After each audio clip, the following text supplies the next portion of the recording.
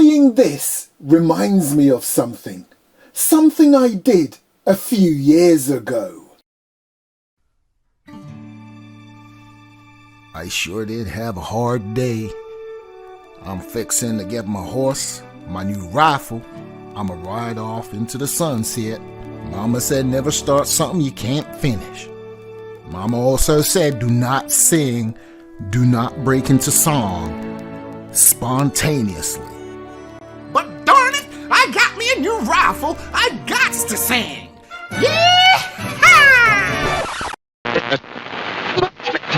This is another Airsoft Mike production.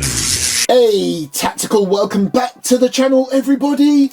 My gosh, it's been an age since I've unboxed a G&G. This is the G&G Armament. Now, is that LevAR or LevAR? Anyway, LevAR or LevAR, gas-powered lever, or if you're American, lever action rifle. I have to say, G&G, well done on the presentation of this. And the back is just as interesting. Nice. Anyway, let's get it open. The G&G Armament LevAR is a Frankengun, taking inspiration from the iconic lever action and AR style rifles. It's constructed with a CNC aluminium handguard and a high-density polymer receiver, complete with a counterclockwise threaded outer barrel. Oh wait, did I say aluminium?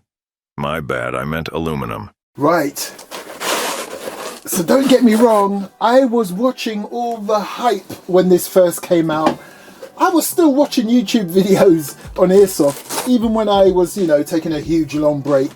And I saw this and I thought, oh, that's gorgeous. And now I've got around to buying one. Oh yes, look at that. The caddy with the dummy rounds, decent. Oh mate, this looks amazing.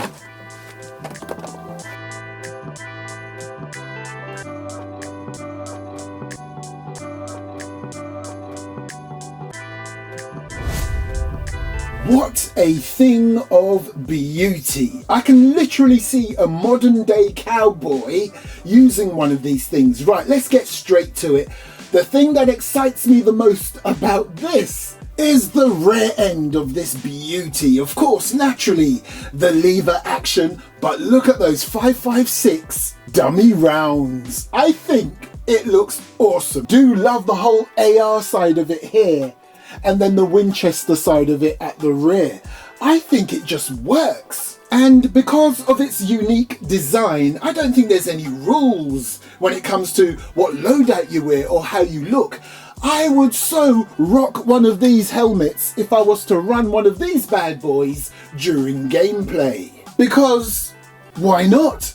Anyway, and to be fair, no one should be dictating to you what you should or shouldn't wear for loadouts. As long as you've got suitable eye protection, who cares? So yeah, loving the dummy rounds, and then you've got this nice cheek rest, cheek riser there, and I'll show you that properly when we get to the other side, but from this side you can appreciate and see how I was able to attach the caddy and the cheek rest at the same time. And of course you've got a very nice butt pad or butt plate on the back. Now, I tell you what, let's lose the label. And another thing I love about this G&G platform is that the gas goes into the base of the grip. Now, one thing I am noticing about this straight away, it is very modular. You can literally see how easy it is to detach that stock if you wanted to. But yeah, nice looking grip there, nice texture, and then we get to the bit that most people would buy a Winchester for, which is the lever action. Come on! We'll play with that a bit more once we've got it all ready to run. But for now, as we move along, of course, you've got your hammer. And then here, I am not sure if I've ever seen anything like this before in my vast collection. But this bad boy has 3 magazine release points. There's 2 here, 1, 2, and we'll get to the 3rd on the other side. And here you have your forward assist. I've never looked inside one of these, so I will just assume right now that that is mock, doesn't actually do anything, but it looks the part. And here we have the now opened dust cover revealing your mock bolt. Love how greased it is, because even though it's mock, it does serve a purpose. You may have spotted it when I was moving that lever. The whole bolt system goes back, revealing a very cool looking dummy round. And your hop up adjustment.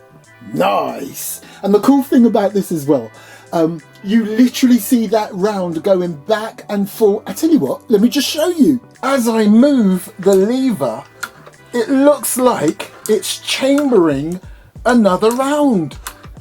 How cool is that? And as you can see there, the hammer does move out of the way when the bolt goes back. Now, if I bring you back to here, that dummy round isn't just a dummy round. It's actually effectively your nozzle.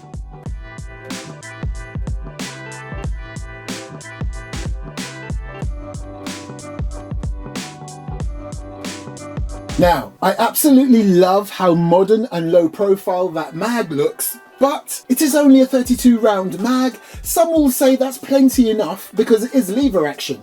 It's not as if you're going to do full auto, which is true. However, what I love about this platform, you are not just restricted to this mag. You can pretty much put any AEG mag in this. That is so cool. Now, when I say any AEG mag, I'm talking about obviously your M4 AR-15 types. But yeah, most of those will just fit in there nicely. So, terrain, tactical, anybody? So as we move along, we've got an M-lock system here, and of course it's a CNC rail, as you can see there, and you have a QD sling point. And talking about the rail, it is generous. And I absolutely adore the sight system you have on this. They're dual purpose. So not only are they flip up sights, as you can see, they're fiber optic, and there's your front one. I'm loving how they are adjustable too, and they look very neat. As you can see on the front one, very easily adjustable, and there's the rear, which is adjustable for windage.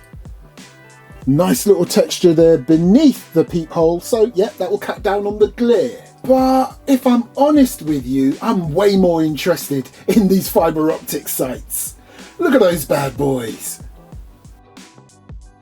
And another thing I'm impressed with this particular model is that it has a floating barrel. Now, in the past, in the many videos I have done, I have shown you some platforms which appear to have a floating barrel, but part way down you can see within the handguard a little piece just supporting the barrel, just giving it a bit of support. Not this bad boy, this is a proper floating barrel. Any support this is getting is way back here. Have a look down here.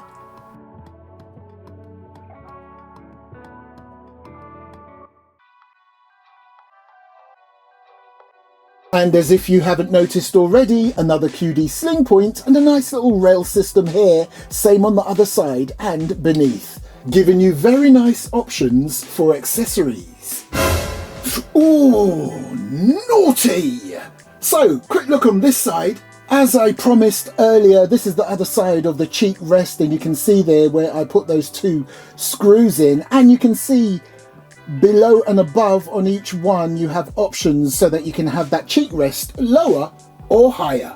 And as we move along, you have your fire selector switch, and as you can see there, that beautiful big red dot, fire mode, pushing it down, safe.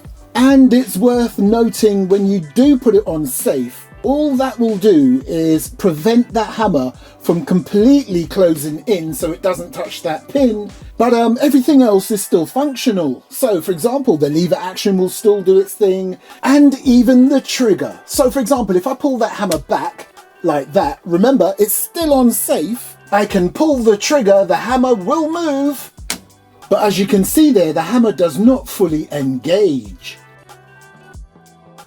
However, when the safety is off, that hammer will go fully in. That looks odd. Actually, no, it looks tactical, but also tacty odd. But doesn't look quite as odd when you've got it at this angle. Okay, so now that I've got the proper mag out, I want to show you this little follower thing here that makes sure the BB is fed correctly. What it doesn't do, if you leave any BBs in the mag, as you would come to expect, this will happen. So I'm just going to release it. There. You'll get a few falling out. But again, if you use every single one, that follower will push each one up in there successfully. And there's your third mag release. Oh mate, I've got to get rid of that sticker. LevAR or LevAR. Anyway, there's your other QD sling point. And at the front, there's another one. Okay, let's get this bad boy ready. And there you go, you can see where the BBs will be fed.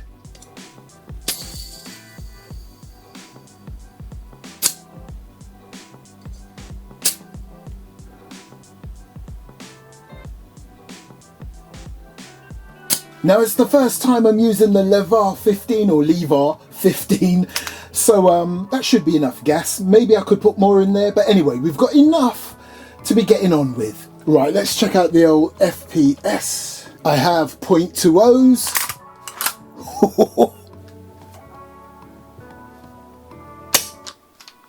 Oh, nice. I was expecting it to be lower. He says.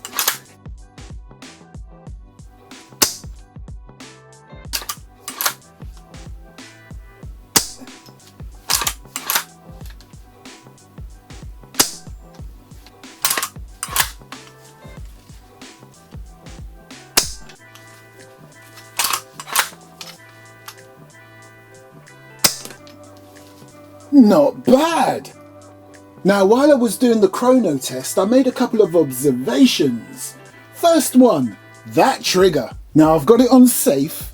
It is very, very sensitive, which technically it's a good thing, but you've got to be really careful. The slightest tap, bang, the BB is deployed. Nice. Now, to some people, that is excellent. To others, ooh, a bit sensitive. Anyway, the other thing, not this mag release, but you know the two on the other side, or should I say specifically this one, you've got to be very careful. A couple of times my finger accidentally touched this and it wanted to release the mag. So just be mindful of that because of its close proximity to the trigger. Other than that, it was a pleasure.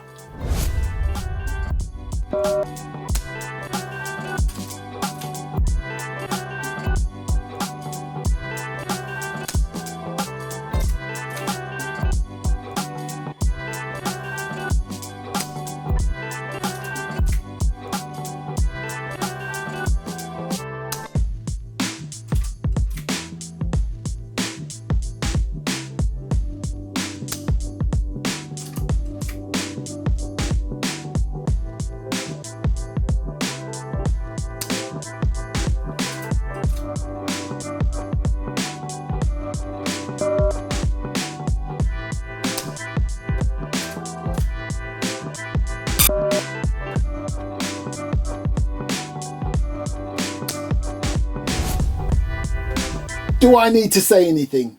Perfect. Perfect. Perfect. Perfect. Oh, and by the way, as you probably already know, it's always good practice to have your primaries or sidearms on safe when you're not using it. But in the case of this bad boy right here, hammer, very sensitive. So if you've not got it on safe and you touch it, you might give yourself a little jump scare. By the way, the rear sight is low enough so you can put scopes like this on a bit further back if needed. So there you go, people. This is the G&G Armament LevAR or LevAR gas-powered lever action rifle. My verdict? I like it.